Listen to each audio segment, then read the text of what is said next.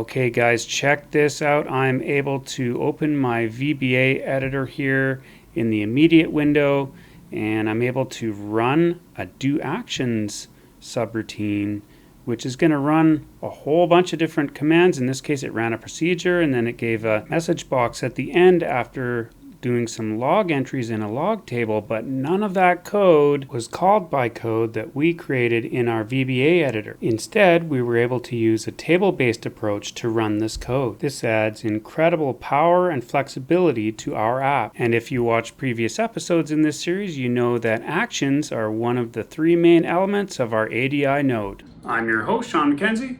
Thank you for joining me once again on my channel on data engineering. In this episode, we continue our exploration into what I call application domain intelligence, and we start to look at actions. Now, actions are one of the three main components of the ADI node, and they are very, very important because they allow you to use dynamic programming to execute various different tasks across your system, like notification or batches or things like that. But they can be scheduled and completed or created by your super users with no programming experience at all. And this is one of the reasons why actions make the ADI system so powerful. And so that's what we are going to look at today. Let's get to it. Interested in more cool topics like these? Make sure to check out my Patreon. The link is in the description. Okay guys, some meat to today's episode. Really looking forward to doing this one with you guys. This is the same Access ADI file we've been using for our previous episodes, and we created first our conditions and our prompts and our answers. Those were in episodes 2 and 3, and of course we had our candy table, which we used to demonstrate some conditions, and we created a shift form, which is kind of like just a dummy form that has some entries on it so that we can do some context awareness and checking of values and things. And then we had our module, which is the ADI module for application domain intelligence. And today we are doing actions, which is one of the three main components of our ADI module. And of course, we are going to build an action table. And so in order to do that, we'll get to work right away here. Let's select create and then table design. And then our first column will be called action ID. And we're going to make that an auto number, and we're going to set that as our primary key there by right clicking next to action ID and selecting primary key. You should always put a primary key on all of your tables. No matter how crazy your tables are, you should always have a way that you can identify how each row is unique. And we'll add a node ID. That's going to be the node, which we have not done nodes yet. So we're going to be working with node 0 today, which is our test node that ties everything together. We're going to have an action order, which will order the execution of all of the actions for a particular node. And then we are going to have a function name, which I think I can probably leave as a 255 characters. You might have really long function names, but you can change that to however you like it.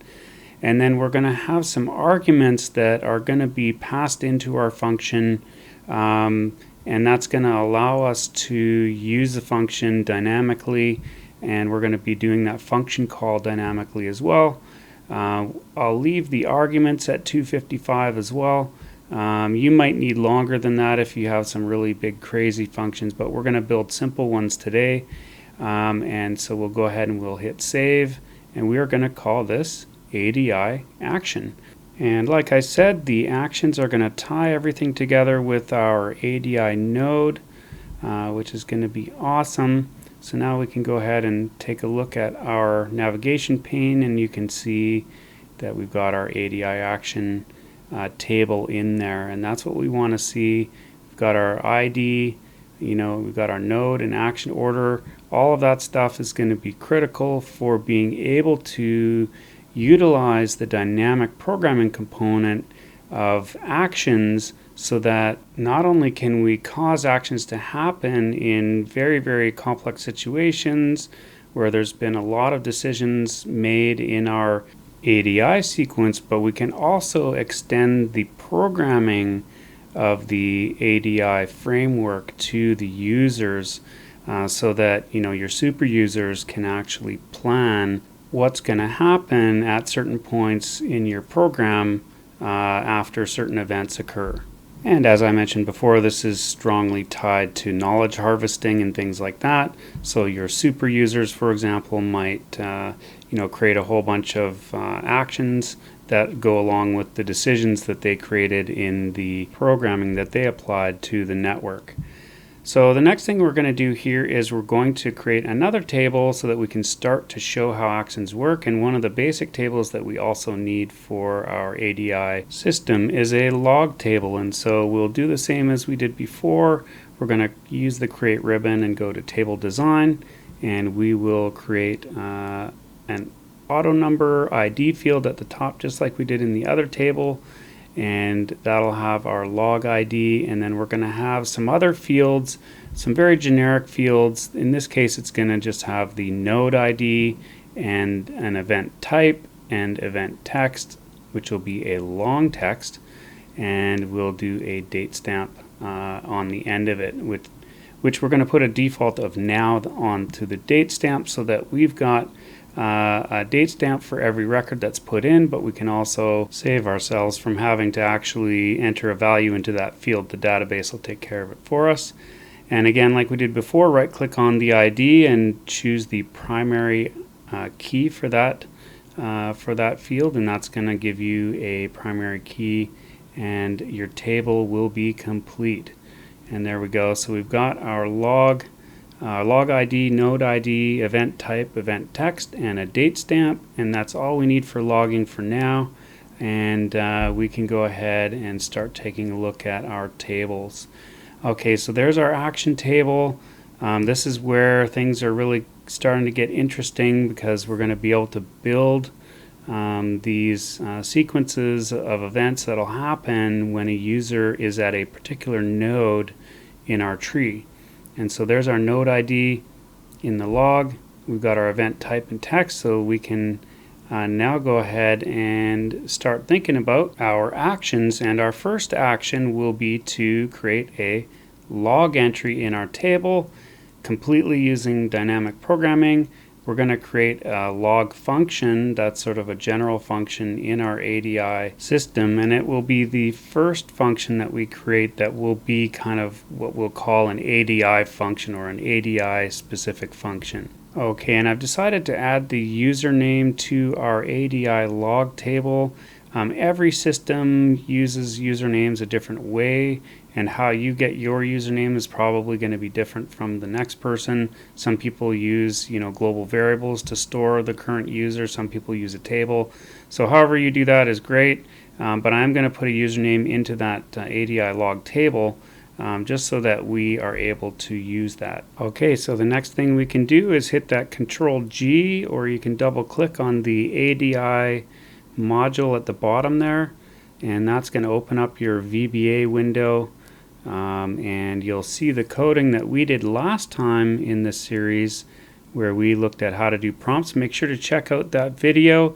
The link is in the description if you want to go back to episode 3, which was all about doing prompts, and episode 2, where we looked at conditions, which you see here. We created a condition is true function, and we did our prompts in our last episode. And so today what we're going to do is we're going to be doing our action programming, but before we start on that, we are going to create our log entry function. This function is our first example of what we would like to show in using actions in our ADI system. And so logging an entry is something that we can use anywhere throughout our program. We can use log entry to record certain things that happen in a big chain of ADI decisions and things like that. And so logging is going to be very important to our system, And so this is our first ADI specific function that we'll be putting into our system. And the first thing you'll see there is that our function returns a true or false. And that is a Boolean. So we've created log entry as Boolean. There's our function log entry. And we're going to pass in the node ID, the type, and the text. And it's going to return a Boolean, or a true or false. And that is the sort of design of functions that are created for use with the ADI system. Now these might be functions or they might be subroutines, but we're not going to use subroutines if we have something that we think will be a subroutine. Now remember, a subroutine is something that runs without returning any value. We're just going to return a simple value like true or false when we create ADI functions. And that will make it so that those can be used in dynamic programming, where we can call higher order functions, as they're called. Next, we can go ahead and set up our procedure for our log entry. We are going to use the db equals current db there, and we're going to use the record set, and we'll use the open record set. ADI log will be the table that we want to open, and then we'll use the db open dynaset, which is a updatable record set. Now you may need to put in dbc changes if you are using SQL Express or SQL Server or Azure SQL on the back end, or some other database. You might need to use that dbc changes. It really helps so that you can see things like the auto number returns if you happen to have those as a back end system. But what we'll do is we're just going to open that as a dynaset, and then we're going to close it at the end of our function, and we'll go ahead and close that. Now I'm going to put a line label there. It says fn underscore exit, and then I'm going to put exit function at the end of that. So this whole block of code will run through completely until it hits this exit function at the end here, after which it will just exit. And so that's what we want, but we do want to assign a value to our function, and so we're going to set log entry equal to the return value of the return Boolean there. So that's going to give a return value, but that code's going to run all the way through, and then it's going to return a value at the very end.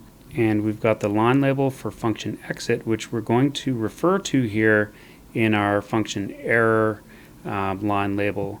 And so in the error section there, the error block, we're going to just put in a message box for now. I may come back and do more on the errors. We might want to do some custom stuff there. But for today's episode and for our initial system, we're just going to pop up an error. But after the error shows itself, we're going to resume processing. So what that means is this block up here where we're opening and we're putting stuff into our record set, we're going to put more stuff in there. If it gets an error, it's going to pop down here to the bottom, and then it's going to resume, and the resuming it means that it's going to try to close that record set no matter what happens. And so it's going to close the record set and release all of those resources. Now, in order to get it to go to the error, the function underscore error, we need to put the on error go to function error so that it goes to the line label called function error at the very bottom there. And so that kind of is a bit convoluted. That's how error handling works in VBA, but we get another option here where we can say on error resume next. So that means it's going to try to close that record set. Even if the record set didn't get loaded and it wasn't set to anything, we're going to try and close it just so that it is closed under the vast majority of situations. It's going to be closed at the end of our procedure, and that's a very sort of airtight way of handling our record sets. And so we're going to use that a couple of times today. So bear with me. It might seem repetitive. We're going to do another couple procedures, but we'll get to it. Okay, so once we've got our record set open, we are going to do a .add new, and then need to get the field names. I've forgotten them already. So it's event type and event text. So we're going to do a .add new, and then we'll say exclamation node ID is equal to the node that's passed in as a long integer. So we know that's not null. It can't be null when it's passed into the procedure. And the event type will be the string for type, and the text will be the event text there. And so what this does, I'm going to put a little note here saying safe in case it contains any user input where they said, run some function that deletes my database or blows things up or something. We don't want that. We just want to record it in the table without actually being evaluated. So that's why we're using the add new with update today. And there we go. Our node ID, event type, and text are going to be added into the record set, and then it will be updated. And that is the same as using a parameterized query, which is much more safe for most cases. Now we'll also put in the username, which I'm just going to put in as user for now, because you might have another way that you put the user into your systems. We could come back to this in a later episode, but for now we'll just call it user.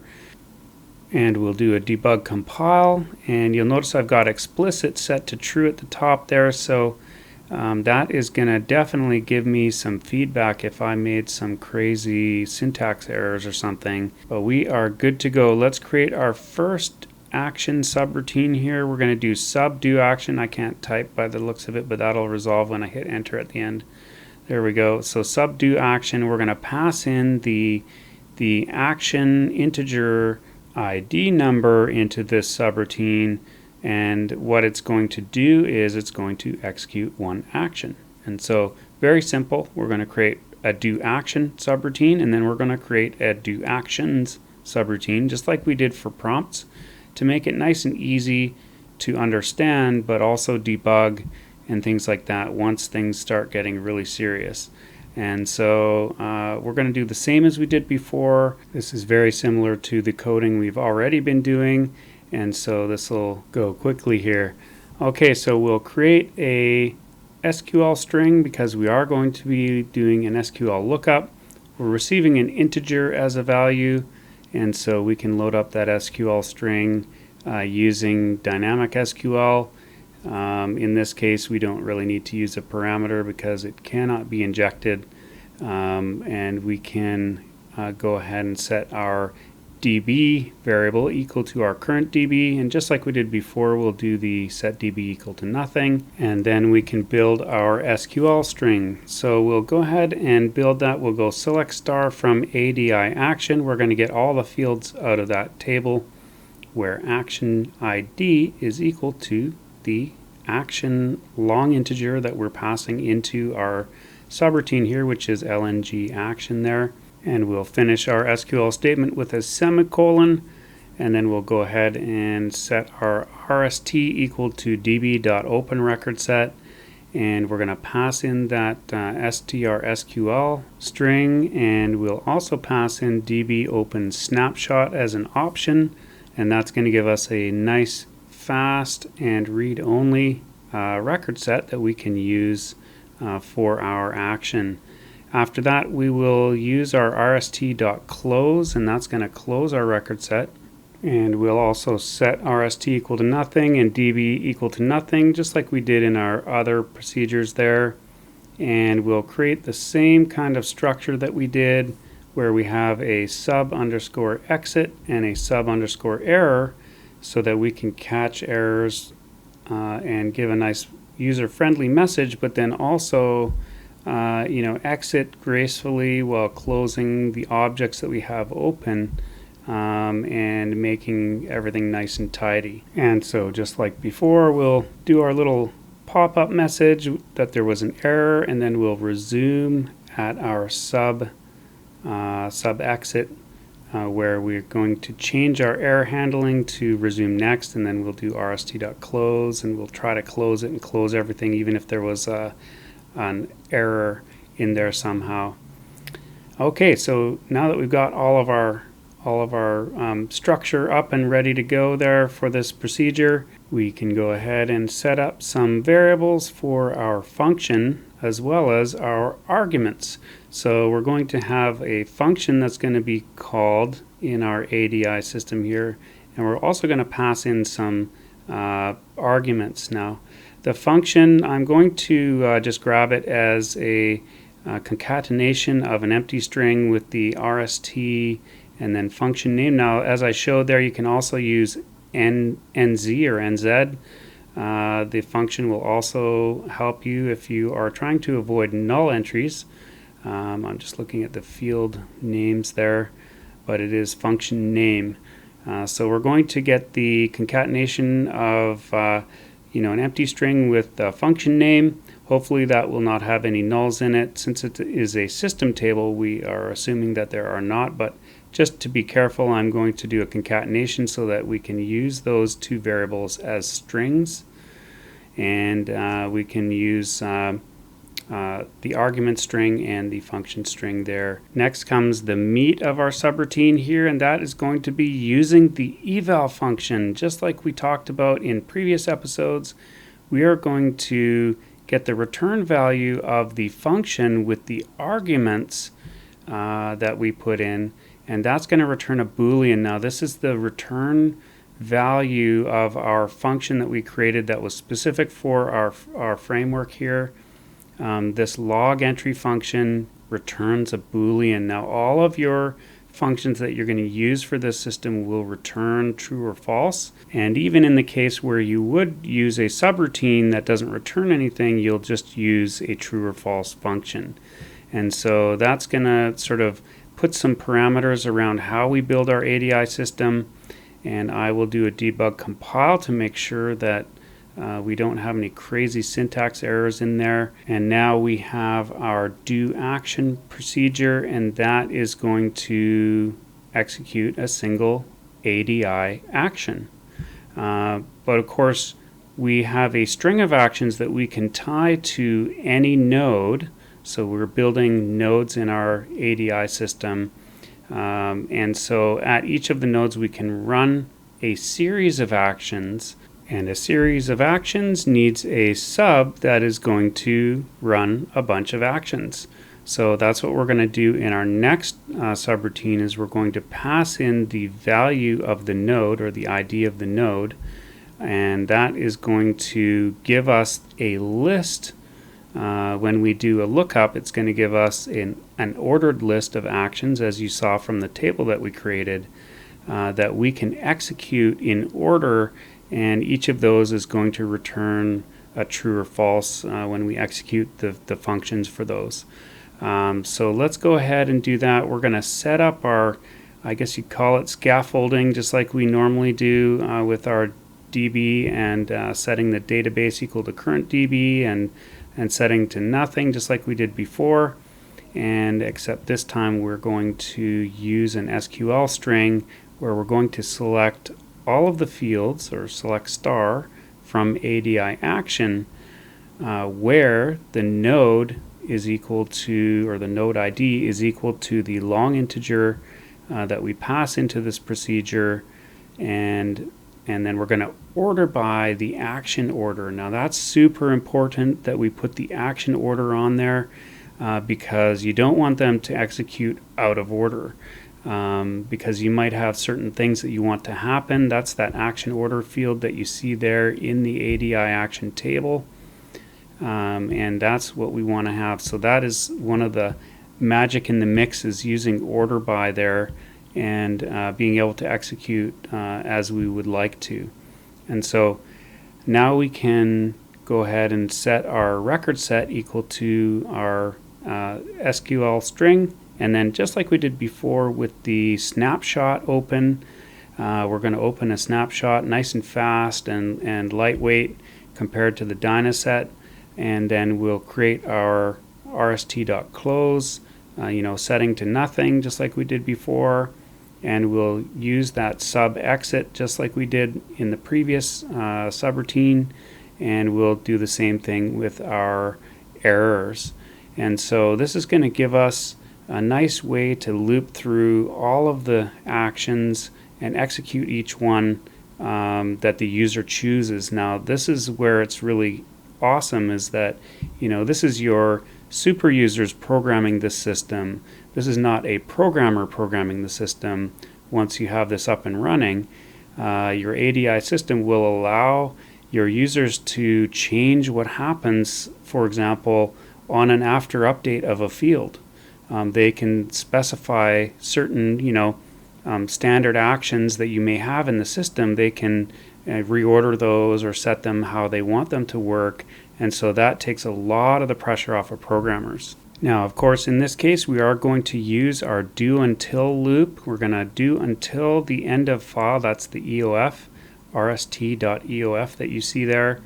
And we're going to loop through, make sure you put that rst.move next on there. And we're going to load up our action long integer variable, lng action. We're going to load that with rst action ID. So that we have the ID of the action, and then we're just going to use our other procedure, do action, and then put in, pass the action ID into that. Make sure you put that move next on there, or you will have a never-ending loop that will lock up your Microsoft Access instance. And so there you go, we have it. So there's our eval function, very, very powerful in dynamic programming. And there's our do action subroutine that we're building, and this is our do actions subroutine, which is going to use the do action subroutine. We'll debug compile that to make sure there's no crazy errors or anything in there that hopefully are not there, and we'll go ahead, and now we can start to look at building our first ADI action. And so we'll open that ADI action table. As I mentioned before, we are currently using node 0 as our test node, and so we're going to add the action order as a number 1. So this will be our first action for node 0, and we'll say log entry, and that is going to be the name of the function that we specified before, and we can go ahead and put in our arguments for that, which will be the type and the text of our log entry. And we'll just take another look here and make sure that we're doing the right things. So there's our log entry, and it looks like, oh, it takes in the node as well. That's right. So we need the node ID, the type, and the text in order to run this function. So here we go. We can put in our node ID, which is 0. That's our test node. And we can put in type 1 as the type. These are nonsensical entries right now, but you can see now we have everything we need in order to run that function. Now we are calling the function entirely outside of the code that's in the program, and that's very important to recognize, is that we are running dynamic code now. So we're doing that higher order function call dynamically through using the eval function, and that's very important and very powerful. So we can go do actions 0 and then hit enter in our immediate window, and now if I go down to our log, hopefully it's there. Oh, it is there. Good. Okay, so our log ID has been created. It's number 1, and the node was 0. And there's our type 1 test entry that have been entered into our ADI log, which we called using dynamic programming.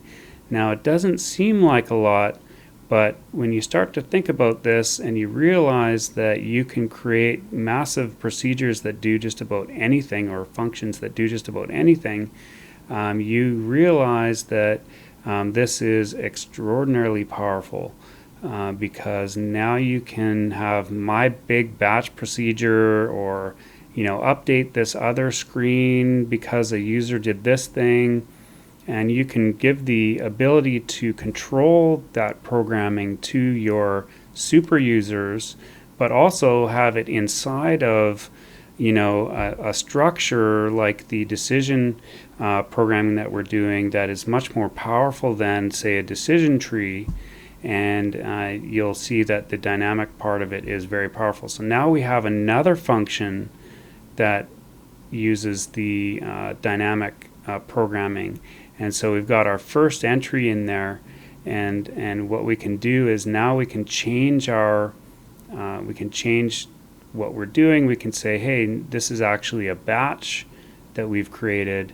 We're gonna, if on a certain event in our program, this batch is being triggered, and it wasn't a programmer that set when this was going to happen. This is all part of the dynamic execution of the nodes and the condition logic that happens. So only when the certain conditions have been met is this going to happen. And so we can start our batch. We can add another row in our action table to get my big batch procedure. So we can just punch in my big batch procedure as the second action, and we don't have any arguments for that one because it's just a big batch procedure. Maybe it has no arguments to pass in. So we can leave that empty, unlike the log entry function. So to reiterate, here is our big batch procedure that we created that is a true or false return function. We don't have to put anything into the arguments there because there aren't any arguments for that function. And so we're calling it dynamically, and say we wanted to know when our batch finished. So we could also put that in. We could say, action order number 3, function name is log entry, and then we could put the arguments into our argument field there, saying, hey, this batch is completed, and for the current context or something like that.